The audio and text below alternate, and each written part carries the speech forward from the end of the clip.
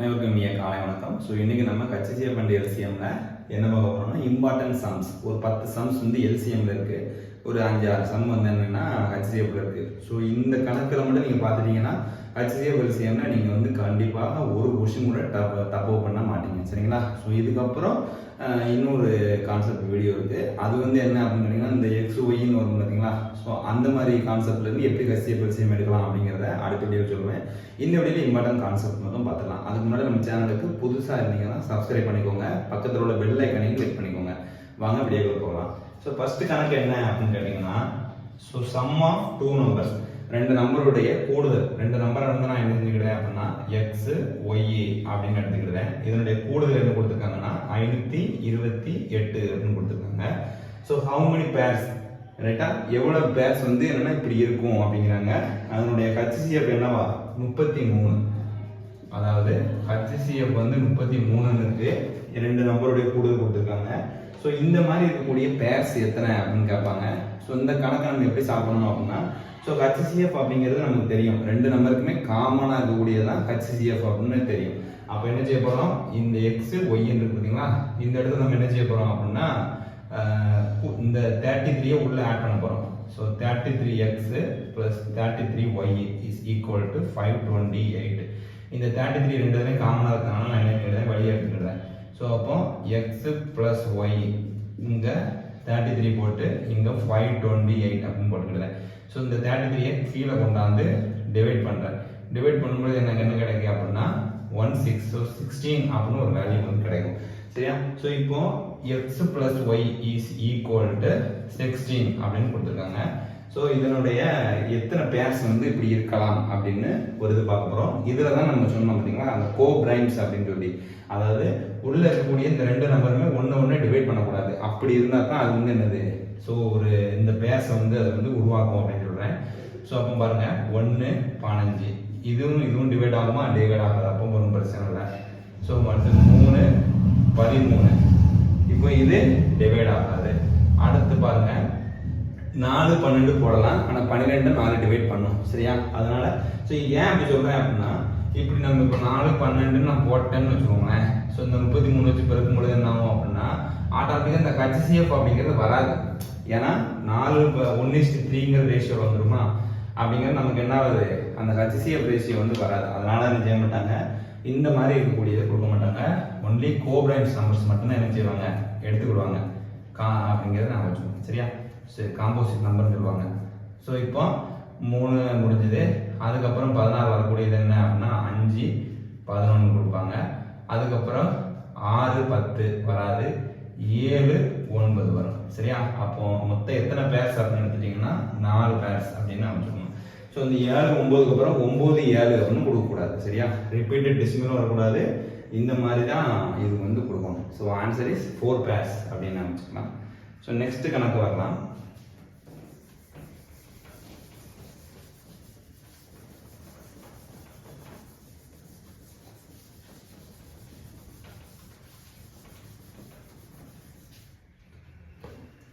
So next கணக்கில் என்ன கொடுத்துருக்காங்க அப்படின்னு கேட்டிங்கன்னா பெல்ஸ்.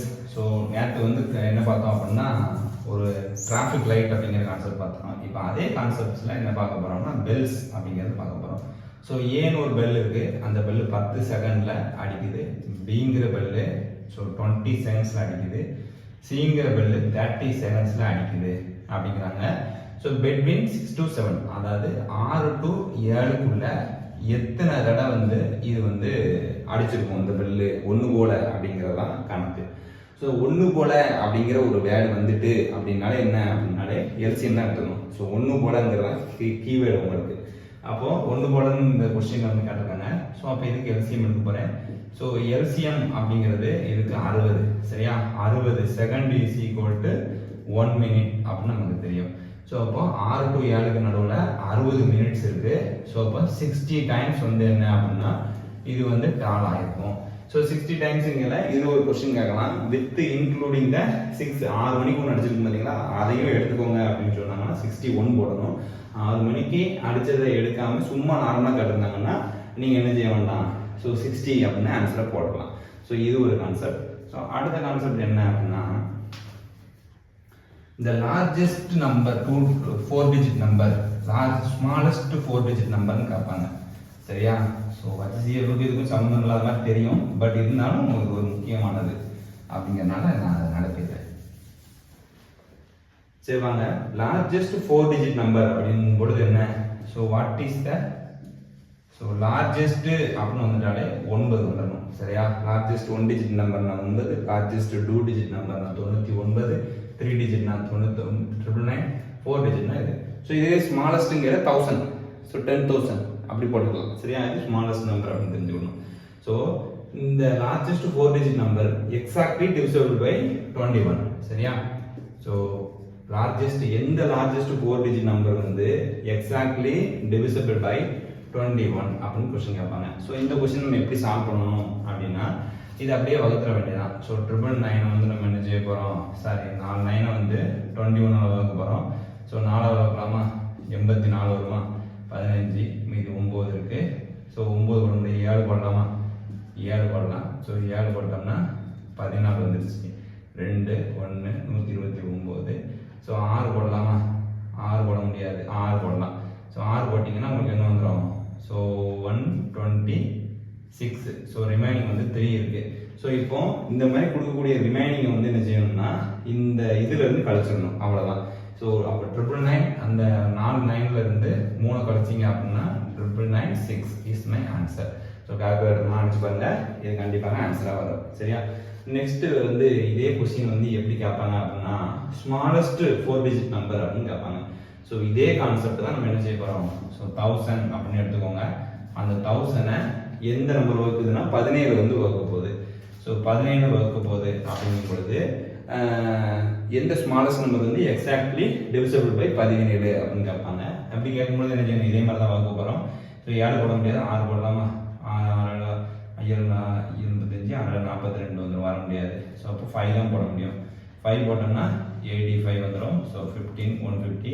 ஸோ இங்கே பாருங்கள் 7 போடலாமா, 7 49, 108 போடலாமா, 9 போடலாமா, 9 போட முடியாது, அப்போ 8 போடலாம். எண்ணெயிலா 56, எண்ணெயிலா 56 13.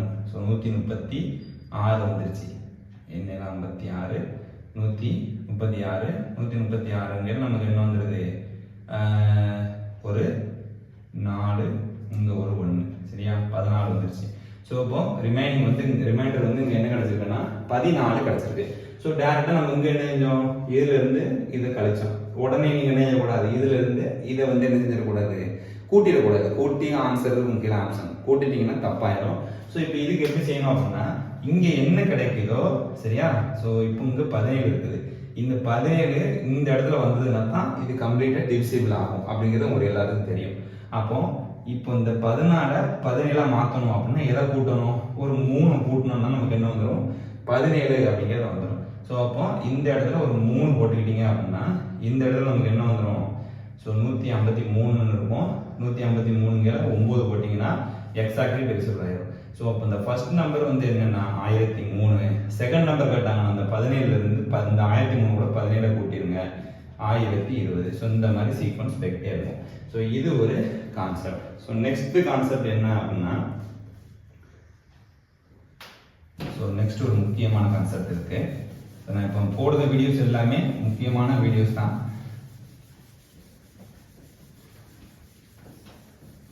ஸோ நார்மலாக நீங்கள் சால்வ் பண்ணுறதுக்கும் நம்ம இப்போ போடுறதுக்கும் வித்தியாசங்கள் நிறையா இருக்கும். So find the smallest number exactly divisible by. So நல்லா கான்செப்ட் புரிஞ்சுக்கணும். ஒரு ஸ்மாலஸ்ட் நம்பரை கண்டுபிடிக்கணும், அந்த நம்பர் வந்து எக்ஸாக்ட்லி டிவிசிபிள் பை, ரைட்டா, டிவிசிபிள் பை 3 4 5.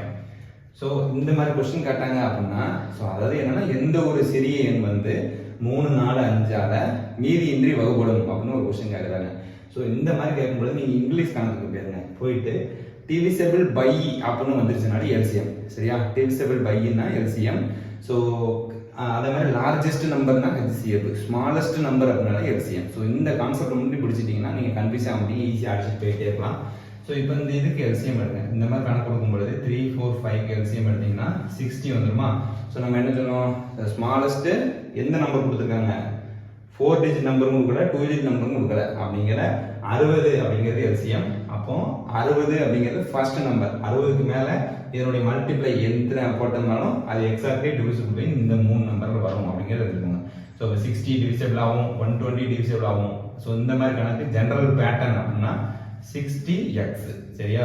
x கூட நீங்க எந்த வேல்யூ போட்டீங்கனாலும் அது எல்லாமே இதால டிவிசிபிள் ஆகும். ஸோ இதே கணக்குல அடுத்த கான்செப்ட் என்னன்னா, ஸோ ரிமைன், அதாவது 1 வந்து மீதியாக கொடுக்கும்.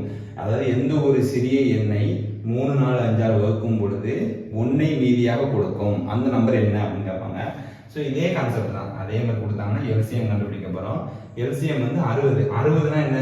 மீதி இல்லாம வகுப்பட்டுரும் அப்படின்னு தெரியும். அப்ப 61 அப்படின்னம்னா 1 மீதியா இருக்குமா? ஸோ இந்த 3 நம்பரால வகுத்து பண்ணலாம். இப்போ இந்த இடத்துல நான் 61 அப்படின்னு போடுறேன். ஸோ எல்சிஎம் வந்து 60 எடுத்துட்டேன், எனக்கு 1 மீதி வரணும் அப்படின்னு சொல்லியிருக்காங்க. ஸோ 61 போட்டேன்.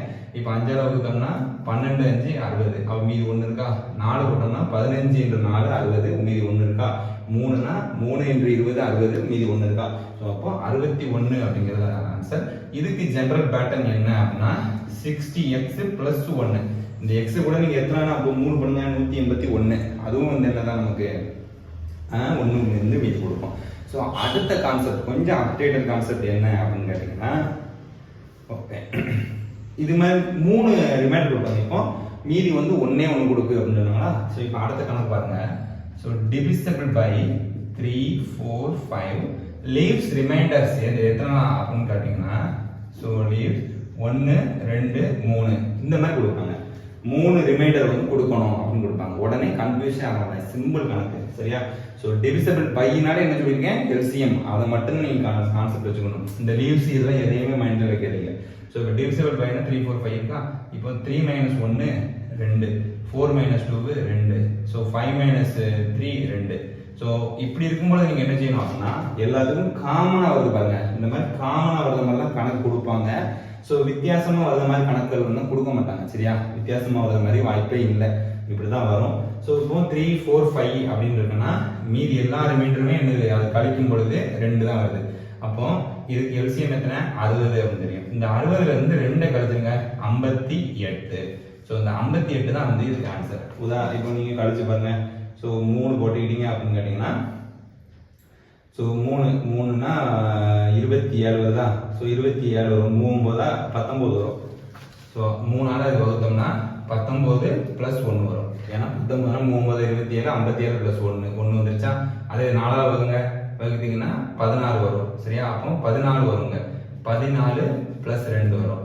5ஆல வகுத்தீங்க அப்படின்னு கேட்டீங்கன்னா, ஸோ 1 1 + 3 11 + 3 வரும். ஸோ இப்போ இந்த இதுக்கு ஆன்சர் ஈக்குவல் ஆயிடுச்சா? ஸோ இது ஒரு கான்செப்ட் வந்து நமக்கு சொல்லியிருப்பாங்க. ஸோ அடுத்த கான்செப்ட் என்ன அப்படின்னா, ஸோ அவ்வளோதான். ஸோ இது வந்து என்னன்னா மேஜர் HCF எல்சிஎம்ல இவ்வளோ டாபிக்ஸ் வந்து இருக்குது. அடுத்த வீடியோ நான் வந்து என்ன செய்றேன் அப்படின்னா, HCFல என்னென்ன மாடல் இருக்கு அப்படிங்கிறத சொல்லிடுறேன். அதுக்கப்புறம் அந்த ஆல்பா நியூமரிக் சீரியஸ் வரும், அதெல்லாம் வச்சு நான் HCF எல்சிஎம் எப்படி கண்டுபிடிக்கணும் அப்படிங்கிறத சொல்லிடுறேன். நம்ம சேனலை தொடர்ந்து சப்ஸ்கிரைப் பண்ணுங்க. நன்றி, வணக்கம்.